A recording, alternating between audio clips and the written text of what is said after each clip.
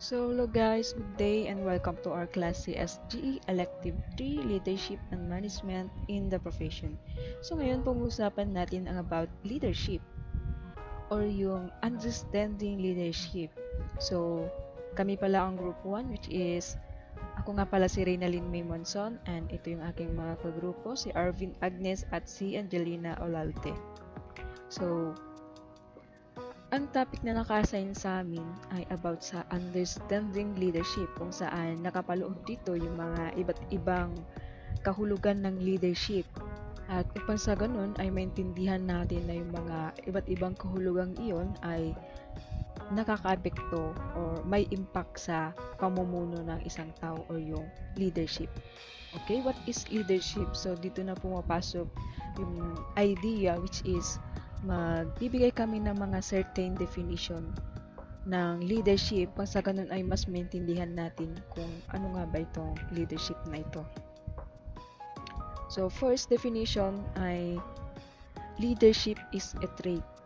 So dito, first, leadership is thought of as a trait. So ito yung unang definition namin ng leadership which is ang leadership daw is a trait. So ano nga ba itong trait? Walang iba kundi katangian.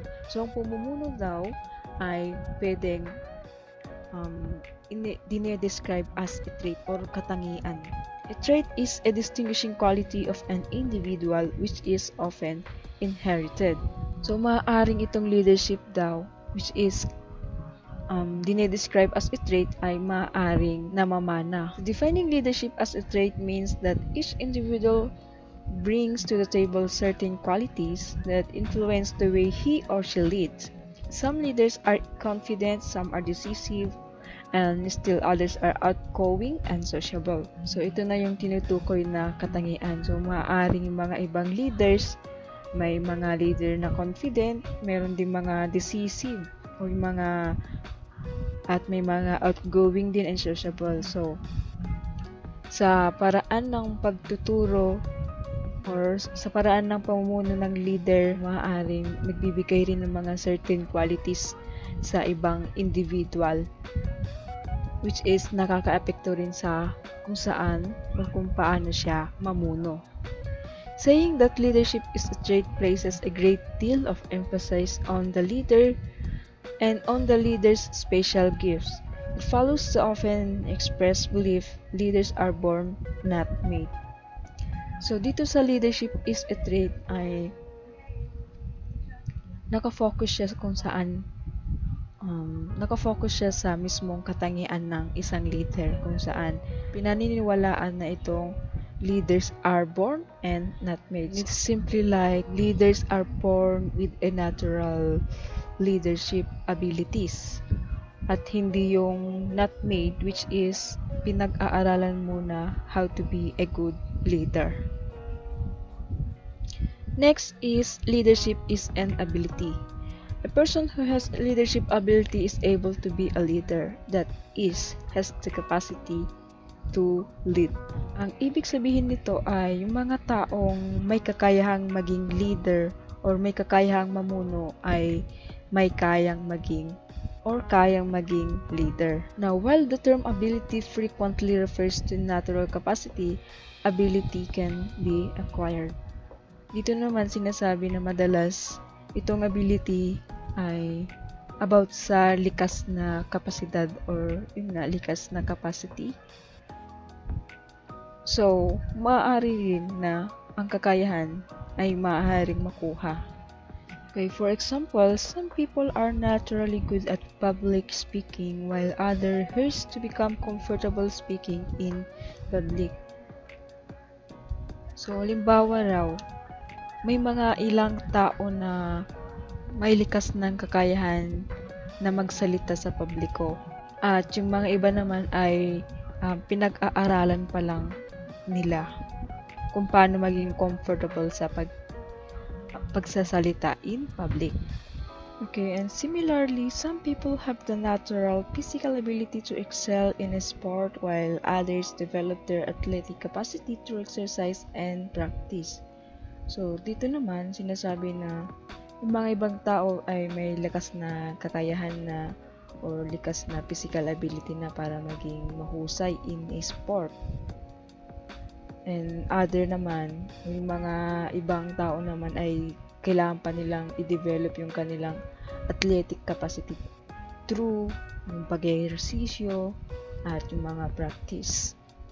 At sa leadership naman, sabi dito, some people have the natural ability to lead while others develop their leadership abilities through hard work and practice. So, sabi naman dito, yun nga, yung mga ibang tao meron ng likas na kakayahan para mag-lead at yung mga iba naman ay kailangan pa nilang mag-work hard or mag-practice para ma-enhance yung kanilang leadership ability. Okay, so leadership is a skill. Conceptualized as a skill, leadership is a competency developed to accomplish a task effectively. Skilled leaders are competent people who know the means and methods for carrying out their responsibilities. So, sinasabi dito, yung leadership which is conceptualized as a skill or as a skill ay competency developed daw or tinatawag na kasanayan. Ang leadership ay isang kasanayan para ma-accomplish ng mas effective yung mga task na gagawin. So, dito, skilled leaders are competent people. So, yung mga skilled leaders which are competent people ay alam kung ano yung mga paraan or yung mga pamamaraan which is the methods para sa pagsagawa ng kanilang responsibilidad. Okay, for example, a skilled leader in a fundraising campaign knows every step and procedure in the fundraising process and is able to use this knowledge to run an effective campaign. In short, skilled leaders are competent, they know what they need to do, and they know how to do it. So, isang halimbawa nito ay yung skilled leader in a fundraising campaign which is alam niya yung mga every step and yung procedure ng fundraising process at nagagamit niya rin itong mga knowledge nito to run an effective campaign. So, in short, itong mga skilled leaders are competent. Alam nila kung ano yung kailangan nilang gawin at syempre alam nila kung paano ito gagawin. Describing leadership as a skill makes leadership available to everyone because skills are competencies that people can learn or develop. Even without natural leadership ability, people can improve their leadership with practice, instruction, and feedback from others. Viewed as a skill, leadership can be studied and learned. If you are capable of learning from experience, you can acquire leadership. So in short, ang leadership as a skill daw ay pwede sa lahat or pwede sa lahat ng tao kasi sinasabi dito na ang skills or yung kasanayan are competencies na pwedeng matutunan or ma-develop. Kahit wala kang likas na leadership abilities, you can improve your leadership skill with practice at mga instruction and of course yung mga feedback from others. So, kung kaya mong matuto based from the experiences, syempre, meron ka rin kakayahang mamuno or you can acquire leadership. So, itong mga susunod naman na slides ay i-describe naman ng aking mga kagrupo. So, hanggang sa leadership is a skill lang ako. Leadership is a behavior. It is what leaders do when they are in a leadership role. The behavioral dimension is concerned with how leaders act toward others in various situations. Unlike traits, abilities, and skills, leadership behaviors are observable. When someone leads, we see that person's leadership behavior. Research on leadership has shown that leaders engage primarily in two kinds of general behaviors: task behaviors and process behaviors. Task behaviors are used by leaders to get the job done.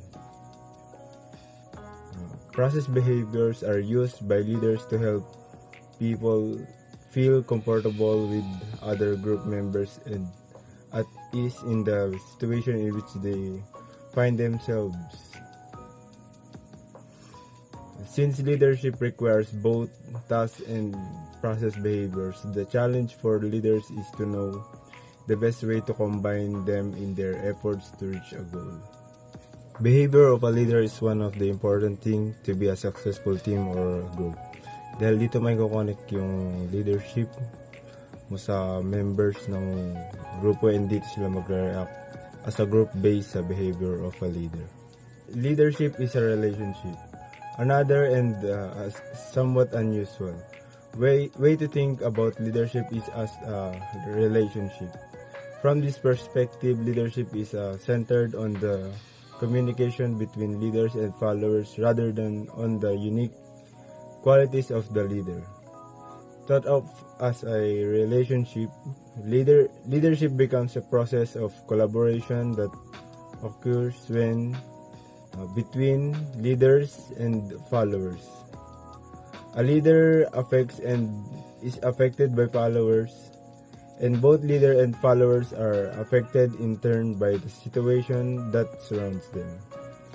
This approach emphasizes that leadership is not a linear one-way event, but rather an interactive event. In traditional leadership, authority is often top-down. In the interactive type of leadership, authority and influence are shared. When leadership is defined in this manner, it becomes available to everyone. It is not restricted to the formally designated leader in a group. In leadership is a relationship, ito yung pagkakaroon ng interaction between leader at yung followers or members para maabot yung goal ng maayos at hindi lang yung leader ang nagkakaroon ng impact sa members kundi pati rin yung members sa leader. Leadership is an influence process. Leadership is a process whereby an individual influences a group of individuals to achieve a common goal. Defining leadership as an influence process means that it is not a trait or an ability that resides in the leader, but rather an interactive event that occurs between the leader and the followers. Influence is central to the process of leadership because leaders affect followers. Leaders direct their energies toward influencing individuals to achieve something together.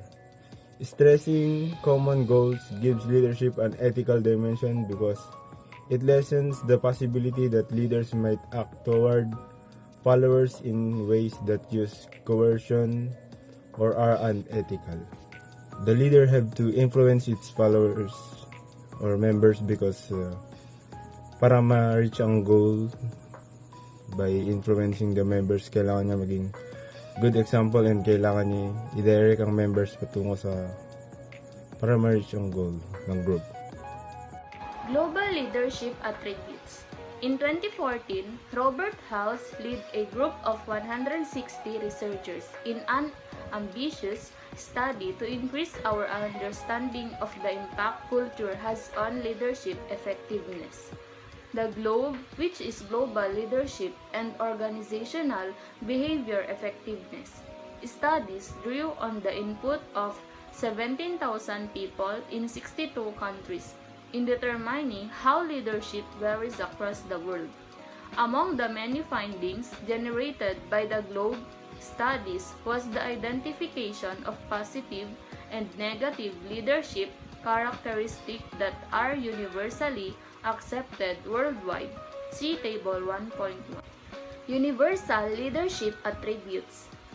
This is the positive leadership attributes.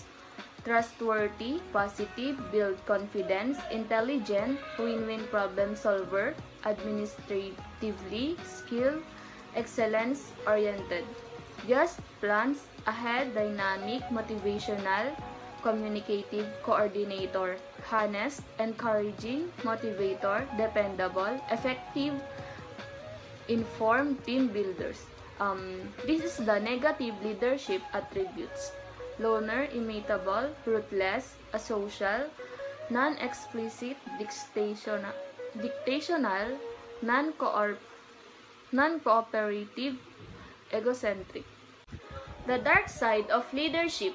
The dark side of leadership is the destructive side of leadership where a leader uses his or her influence or power for personal ends. Liebman, Blumen, 2005, suggests that such leaders are toxic, where their leadership leaves their followers off than they found them, often violating the basic human rights of others and playing to their followers' basest fears. Dark leadership is able to thrive when three conditions exist according to Padilla, Hogan, and Kaiser. 2007, a destructive leader, susceptible followers, and a conducive environment. Destructive leader will prevail when the check and balance of an organization are weak and the rules of the institution are ineffective. Summary: all of us at some times in our lives will be asked to show leadership. When you are asked to be the leader, it will be both demanding and rewarding. How you approach leadership and is strongly influenced by your definition of and belief about leadership. Through the years, writers have defined leadership in a multitude of ways. It is complex, multidimensional process that is often conceptualized in a variety of ways by different people. Some of the most common ways of looking at leadership are as straight as an ability, as a skill, as a behavior, as a relationship, and as a process. The way you think about leadership will influence the way you practice leadership.